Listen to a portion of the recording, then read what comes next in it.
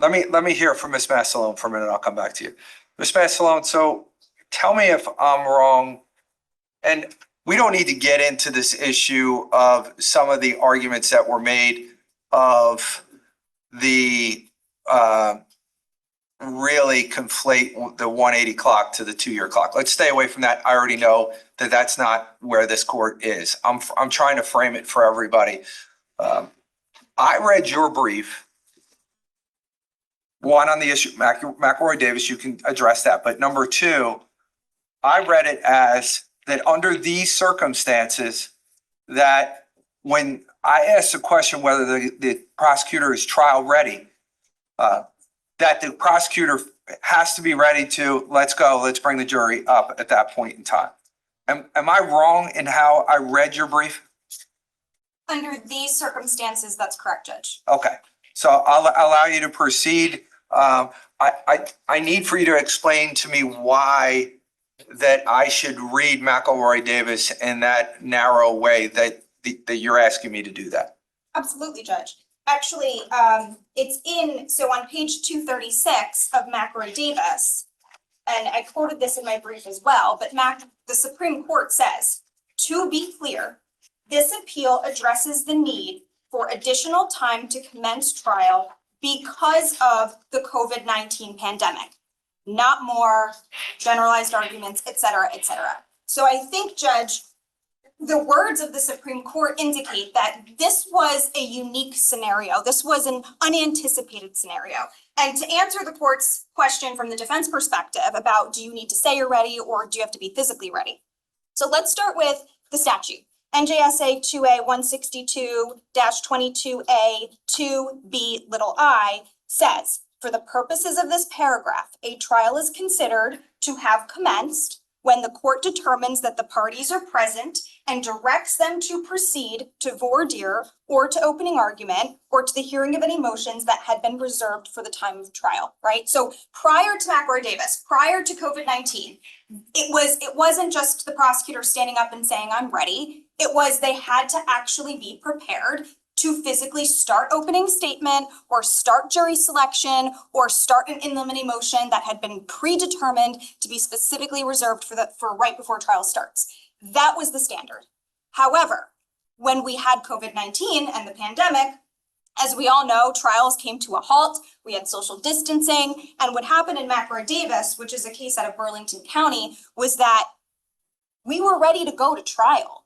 And we couldn't because the court had no courtrooms available. There was a huge backlog of trials, as was in every county. And the presiding judge at the time said, you know, we can only accommodate one trial at a time. We can't have multiple juries. We can't have multiple people in trial in the courtroom, in the courthouse filled with people. So because of the unique circumstances of COVID-19, we can't proceed. Like, we physically can't proceed, and it's not the state's fault, and it's not the defense's fault, and it's not even the court's fault. It's just, and it's the pandemic's fault. It's an act of God, so to speak. And when it ultimately got in front of the Supreme Court, they agreed, because at the time the defense was arguing that that wasn't the intention of the statute. That, I mean, it didn't contemplate COVID-19, but 2 years is 2 years. So the Supreme Court clarified and said, okay, here's the deal. Under these circumstances that were unforeseeable at the time that the statute was actually drafted and enacted, we are now going to read into the statute to say that the state can simply advise the court that it is trial ready. And here's how we're going to define that. We're going to define a statement of trial readiness, meaning your witnesses are generally available, discovery is complete, the indictment's in its finalized form, and as long as the state, and they used the word, I think it was in DFW, but one of the cases uses the word genuinely ready. As long as the state is genuinely ready to proceed, but can't, not because it's their fault, not because it's anyone's fault, but because of the pandemic, then that suffices and the 2-year clock can extend. And then they gave additional guidance and said, but we don't want people in jail in perpetuity. So we're going to have these like monthly McElroy Davis hearings, and we're going to make sure that, we're scheduling appropriately, et cetera, prioritizing the oldest cases along those lines.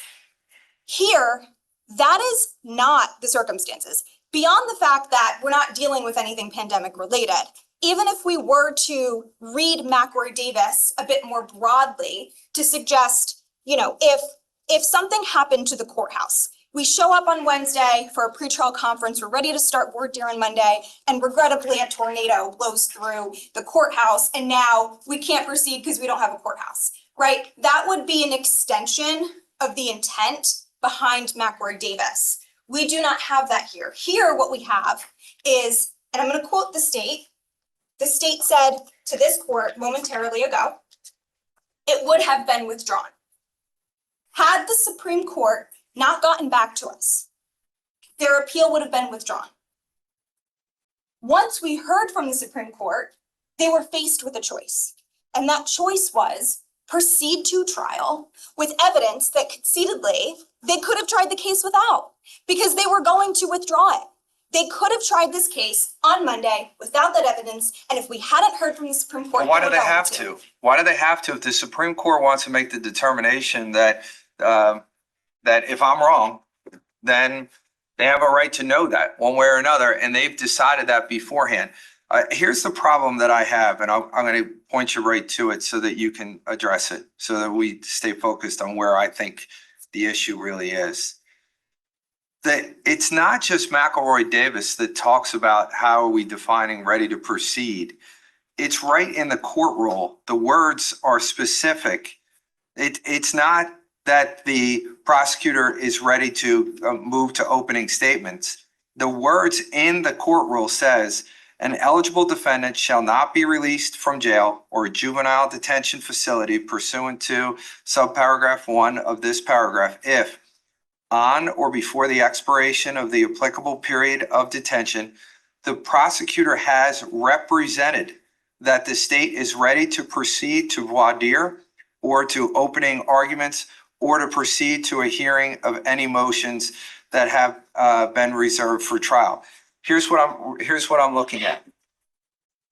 Both the defense and the state have indicated that this court does not have jurisdiction right this minute. If I don't have jurisdiction, the state can't proceed. I understand your point that it's the state is the reason why that we can't proceed, but why should the state be penalized for wanting to know whether the Supreme Court believes that the trial, under these circumstances, the trial court's decision was incorrect? It could be correct for all we know, and it'll make law that maybe the state won't like. I don't know. But assuming that for the state that the trial court is reversed, the appellate division is wrong, then under these circumstances, shouldn't I factor, when I look at the court rule here and what it means to say that they're ready otherwise, and what the history of this case shows that they're ready, that I shouldn't take any of that into consideration? So Judge, that's a loaded question if I'm going to answer. I'm sure it is. A few different parts. So number one, I want to point out that an appeal is always a choice, right? The Supreme Court doesn't take things sua sponte. They're not keeping an eye on our cases and saying, oh, that's an issue we want to look at, right? We have a scenario where a motion was filed and a decision by this court was made. The state has the choice to accept that or pursue an appeal. They pursued the appeal. That's a choice, okay? Then they got an answer from the appellate division. Again, this is all stemming from their request, their choice, their decision. It's their delay. And to say that, well, we don't want to punish the state is to, I think, miss the mark on the intention of the Criminal Justice Reform Act. And it's not about, as the state argued, totality of the circumstances. And it's not about, they used additional language in what would be unreasonable. I'm not really talking about punishing the state. What I'm actually talking about is just under these circumstances, when, of course, in McElroy Davis and also in DFW, they were confronted with this issue with the pandemic. The directive that comes out in 2022, 2 years after the pandemic, also speaks directly to this point and talks about how that under the circumstances that the 2-year gap, the 2-year cap can be extended if the state is ready to proceed. And to me, I hear everything that you're saying. I don't see, and I could be wrong, I don't see that I can say that the state's motion to the Supreme Court is attributable to the defendant. So let's frame that and move it to the side. The question that I have, though, and the one that I am struggling with as I sit here today with you, is the issue of what does ready to proceed mean? Does it mean that they've said it and they genuinely mean it, which in this procedural history of this case, they were ready and they still are ready pending the Supreme Court's decision. And the trial court no longer has jurisdiction at this point. Or does it mean that physically they are ready and they have to proceed at that point? And my concern is that if it's prosecutor indicating that they're ready and it's their words that I have to listen to and not their actions of physically being ready, that appeared to me to be the legislative intent behind what I have read between the court rule and the statute. However, I do see from your perspective that under these circumstances, this has nothing to do with the defendant. And the rule makes clear that put up or shut up at the time that we get to the 2-year cap. So therein lies the struggle. So I don't want you to worry about anything else. I want you to focus me in, as you see it, on what that really means as to ready to proceed, because that's where I'm going to decide make this decision on this case. Thank you, Judge. The state can, let's assume for a moment that all they have to say is that they're ready and genuinely mean it, right? And AP Decker just stood up and said, we are genuinely ready, right? They can say that. It doesn't make it true pursuant to the statute, because the issue, let's assume all they have to do is say it. They are not ready to proceed because they can't proceed. They're not willing to proceed until this appeal is heard, and that is their choice. They are choosing not to go to opening statement. They're choosing not to select a jury on Monday, and they're choosing not to proceed with this trial because they want to hear the appeal. They want to try their chances with the Supreme Court, which, as the court stated, it could go their way, it could not go their way. The Supreme Court taking it doesn't allude to that. It only demonstrates a willingness to give the state their shot. They want to shoot their shot, and that's what they're doing, but that's their choice. So they can stand here and say till they're blue in the face that they're ready. It doesn't mean that they're actually ready, because the intention of the statute isn't, well, you would be ready, except. Well, you would be ready, but you're waiting for this appeal that you chose to file. And that's not the intention. And the distinction, the very critical distinction with McElroy Davis, is that it wasn't anyone's fault and it wasn't anyone's choice. No one chose to bring on a pandemic. No one chose to have, basically a plague in our country that prevented trials from occurring. This all stems from a choice that the state is making. This isn't like a sure thing. It's not like, well, we have no choice because we need this evidence and we know the Supreme Court's going to go our way. I mean, even if that were the case, that's still their choice. But that's not what we have here. They're simply choosing to pursue a route that's a question mark. And if they want to hold up this trial, if they want to keep this man, who's not only presumed innocent, but has maintained his innocence for 7 years, they want to keep him in jail, you're right, Judge. That is not on him. That's not on Mr. Caneiro. He should not be held 7 years in jail because on the eve of trial, when they could have withdrawn the appeal, they chose not to. That's where we're at, Judge. And again, it's not punitive. It's simply the law. And I want to be clear about one thing, because the court brought up the consent order.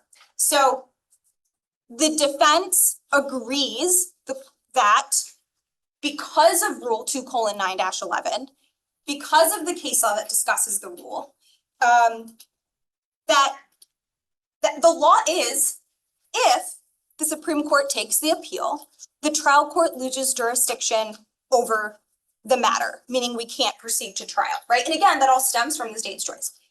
But it's not the defense consenting to the adjournment. It's not the defense asking for an adjournment. We're not consenting to or asking for anything. We're simply recognizing what the law is. And it's not like I'm just, oh, they say, the state says we lose jurisdiction, we don't have jurisdiction. This is independently what my experience has been, what our appellate attorneys say. I spoke to like 4 or 5 different appellate attorneys in my office. Apparently our prior deputy of appellate has like an outline that also says once it's taken, we lose jurisdiction. So, I mean, I did my research, Judge, and the point is we're not capable of taking a position. We're not consenting, we're not objecting because we can't, because I have no authority to say to this court, please override the Supreme Court order, as it's up to the state. It's up to them. So with that said, Judge, what I don't want to happen is it to be conflated in the record that this is somehow the defense's acquiescence. It's not. I just wanted an order from Friday of what went on. That's it. Okay. Should I continue, Judge, or does the court have any specific questions? If you have something else that you want to add, I mean, obviously this is your day in court on behalf of your client. I'll give you the opportunity to do it, and then I'm going to listen to Mr. Decker.